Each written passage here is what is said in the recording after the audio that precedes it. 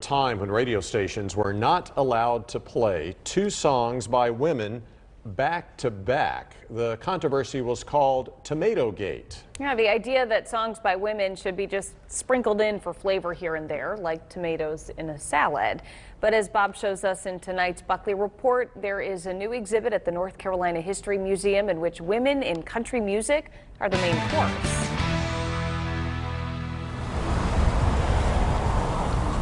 Down at the North Carolina History Museum, women have taken center stage. I felt very proud of these women the more I got to know them. Their exhibit, The Power of Women in Country Music, showcases the pioneers of the field and superstars for whom they paved the way. When you first heard about this exhibit, what did you think? I was excited about it.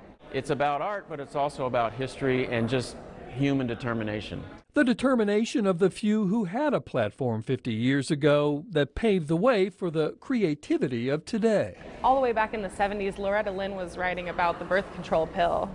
And today, Kacey Musgraves is writing about how you can kiss boys or girls if you want to. So it was women like her who showed women like Kacey Musgraves that you can do that and you can still maintain a country music career. Can you hear me scream? 6 North Carolina women are featured, including legends Emmylou Harris and Rhiannon Giddens. That's what it said. Both graduates of UNC Greensboro, both artists who brought a new take on the American tradition of storytelling and blending it with the unique musical sounds of Appalachia. And that's how you get like the saying, 3 chords and the truth. Because all along people were sitting on porches and hanging out with their family and singing these songs to one another and telling their stories. And these women are doing that today. They're just doing it in a much bigger arena.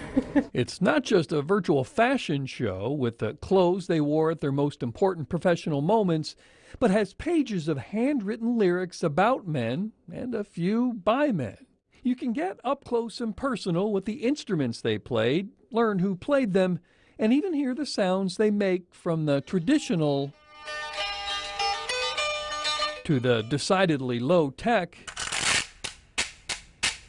in an exhibit that looks to go beyond hitting the predictable note. This isn't just music, it's not just history, it's not just culture, it's not just diversity, it's all of those things. That leads Reed Wilson to an unmistakable conclusion. I do think music has an amazing power to pull people together. The idea here is to remind people of how many historical notes we share and the beautiful chords those notes create. When we understand our shared history, our shared past, it helps us understand that maybe we're all in this together. And I think that's really important in these times where people are so divided in other ways. Bob Buckley. There's something in here for everyone. Fox 8 News.